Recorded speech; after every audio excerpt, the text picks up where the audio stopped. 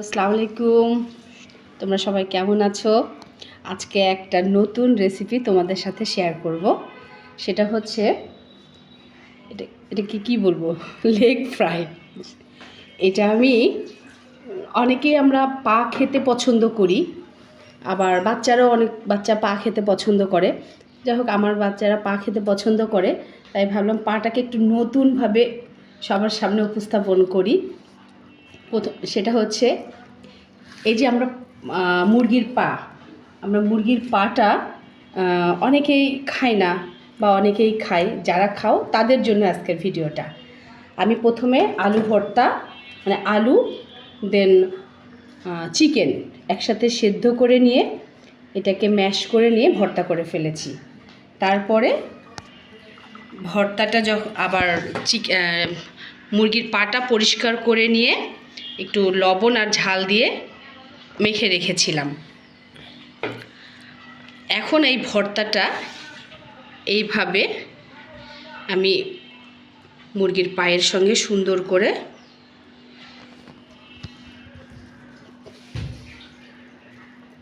এভাবে লাগিয়ে নিতে হবে। লাগানোর পরে মোটামুটি আমার লাগানো শেষের দিকেই, এরপরে আমি ফ্রাই করতে চলে যাব। আমার মোটামুটি মুরগিটা কমপ্লিট, মুরগির পাগুলো কমপ্লিট করে ফেলেছি। এবার এটা কোট করার জন্য আমি কিছুটা ময়দা, লবণ আর শুকনো মরিচের গুঁড়া একসঙ্গে একটু মাখাই নিয়ে এবার এটা দিয়ে আমি কোট করব। বন্ধুরা, এটাতে একটু একটু করে পানি মেশাতে হবে। মেশানোর পরে আমি এটাকে একটু চেলে নিতে হবে।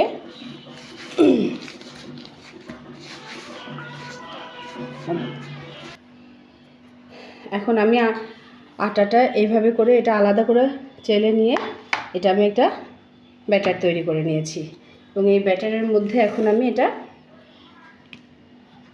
কোট করব।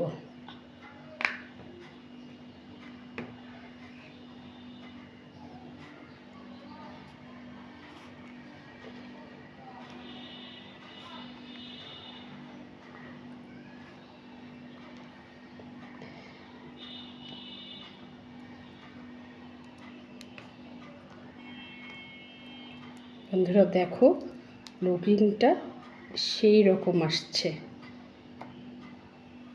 অনেক ভালো লাগছে দেখতে। আশা করি খেতেও অনেক ভালো লাগবে। এটা এখন ফ্রাই করতে দিয়েছি। ফ্রাই করতে সময় লাগবে।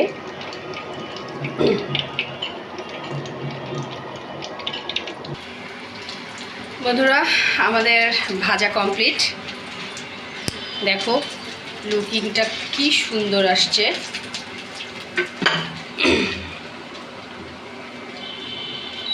বাচ্চারা অপেক্ষা করছে কখন হবে, বারবার কোশ্চেন করছে, মামুনি হয়নি এখনো। ওরা খাওয়ার জন্য এক্সাইটেড হয়ে আছে। তোমরা এভাবে একটু করে খেয়ে দেখো। এমনিতেই তো মুরগির পায়া বলো আর গরুর পায়া বলো, এগুলোর মধ্যে প্রচুর ক্যালসিয়াম। অনেকের দেখা যায় কি গরুর পায়াটা ওইভাবে কেনা হয় না, মুরগিটা তো কেনা হয়ই। এভাবে করে বাচ্চাদের খাওয়ায়ও, নিজেরা খায়ও, খুব ভালো লাগবে ইনশাল্লাহ। সবাই ভালো থাকবা।